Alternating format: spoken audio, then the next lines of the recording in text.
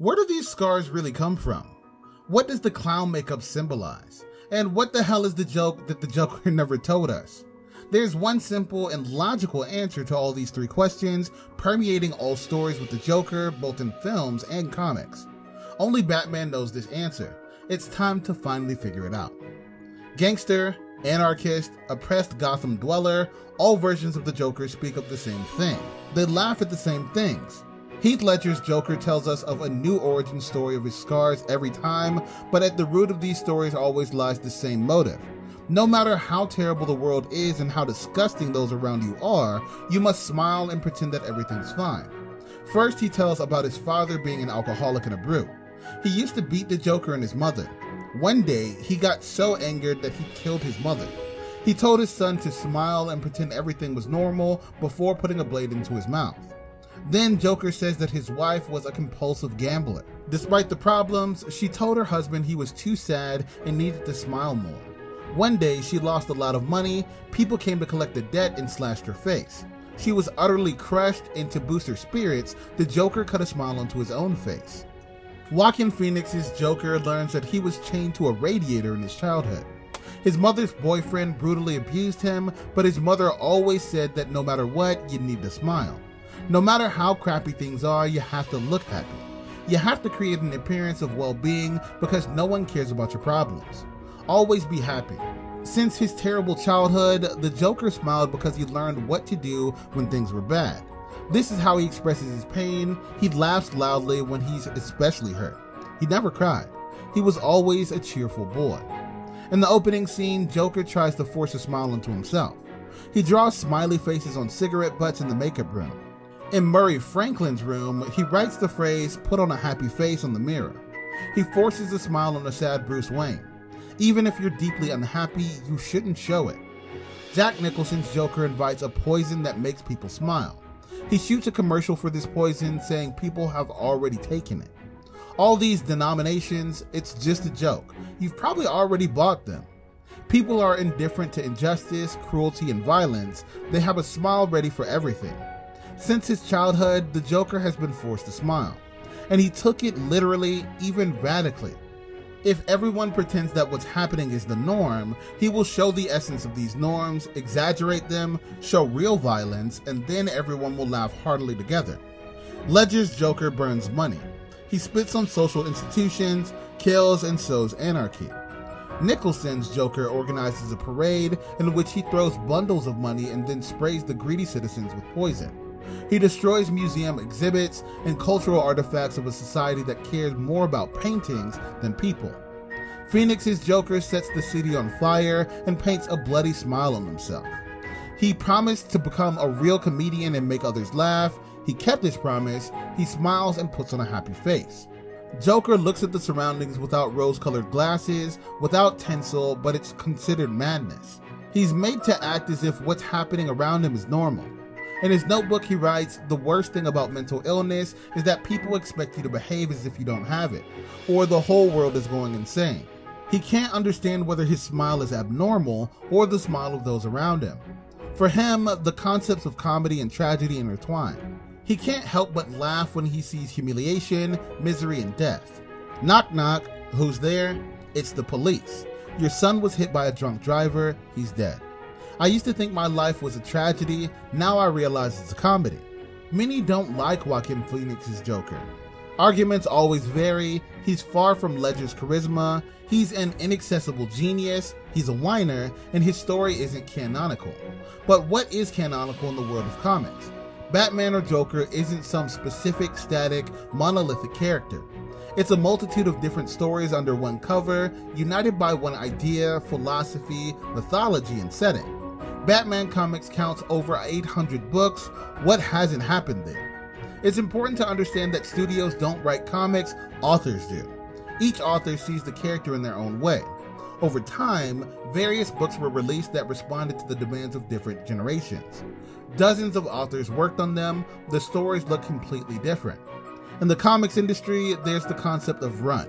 It's a series of books written by one particular author or team. It can be 5 books or 50. Todd Phillips' Joker should be treated as another run because he doesn't contradict the character's philosophy. Phillips says that it's now impossible to shoot a film like Taxi Driver or One Flew Over the Cuckoo's Nest, adult and socially significant, unless you disguise it as a story about one of the comic book characters tricking the audience. Essentially, Joaquin Phoenix's character is Travis Bickle or Chief Bromden set in Gotham. If you remove the clown makeup, the name of the city, and the mention of the Wayne family, you get Taxi Driver or One Flew Over the Cuckoo's Nest. Joker is the perfect character for such a story because he's an unreliable narrator. At the end of the movie, he refers us to the legendary comic by Alan Moore called The Killing Joke, where the Joker also makes a joke just as he tells about his life to a psychiatrist. In The Killing Joke, he tells his backstory to Batman, and in the end, he says that it's most likely untrue. At first, he remembers one thing, and then something completely different. He doesn't know which story is true, but all these stories are terrible. They're about people who were turned upside down by the world. He hated his father, maybe his wife died during childbirth, maybe not. Perhaps his father was an alcoholic, maybe his wife was a gambler who owed money to loan sharks and mobsters. Perhaps he was an unsuccessful artist who fantasized about meeting his neighbor. The Joker embodies all these stories. There are hundreds of versions of the origin of those scars because the scars are a metaphor. They are the maimed fates of people. Joker is the risen voice of the oppressed people whom society has left with terrible scars. Joker remembers all these stories because he is all these people. The Joker's final joke, which we won't understand, encompasses all these stories. Firstly, it tells us that everything that happens is just a version of one random person's life. The comics repeatedly mention that all it takes is one bad day to lose it. To prove his point, Joker orchestrates one bad day for Harvey Dent, who becomes an absolute madman. Secondly, when the Joker talks about the imagined joke, we're shown a young Bruce Wayne, and both laugh heartily because they understand the absurdity of this world. But neither we nor the psychiatrist in front of him will get it because not all of us have been scarred by life. That's why when Joker utters these words, they show us Batman, someone who has just been wounded and will grow up and understand this deadly joke. His parents are dead, and to Joker, it's hilarious because death is trivial. No one cares about an orphan boy. The frame with the Wayne family mirrors the shot with the Joker in one of the alleyways. One bad day. The real main hero and the main villain of the story at the same time is Gotham, a city where each generation or even each decade brews new problems. Just one random day in the city can birth a new Joker. There should be no doubts about the canonicity of Phoenix's Joker. This story only emphasizes what came before. Joker and Batman were born under similar circumstances and grapple with the same issues differently. The Joker, having risen from the depths, demolishes social institutions, burns money, sows anarchy, and spits on gangsters and politicians. He tries to address the problem from the top, from its root cause. Meanwhile, Batman, a billionaire's son who was partly the cause of Gotham's miseries, fights only the aftermath, using his fists against the foot soldiers of petty crime. Batman doesn't want to kill the Joker, and the Joker doesn't want to kill Batman.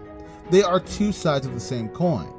In The Killing Joke, Batman offers the Joker a truce and renounces violence, but the Joker responds that it's too late. Not because he can't change, but because the world can't be fixed. There will always be injustice, and from this realization, it becomes all the more humorous.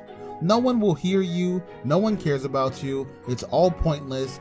The comic genre is unique, similar to myth, where anyone can endlessly create, drawing from familiar images without getting bogged down in excessive exposition.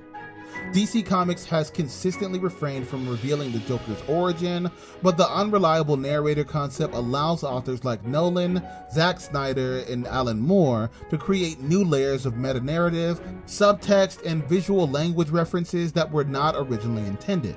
It's canon, which originally just wasn't there. Canon doesn't promise authenticity. Canon is merely stories released under the banner of a studio approved by management. Authors came to the studio with unique ideas that attach to an existing myth and become canon. Sometimes outstanding stories emerge, sometimes solid attractions, sometimes middling works that don't diminish the merit of good ones. It's a genre with room for everyone. Often, people misinterpret Joseph Campbell's monomyth, saying that all myths and stories are essentially about the same thing and have the same structural steps. However, this generalization is simply harmful.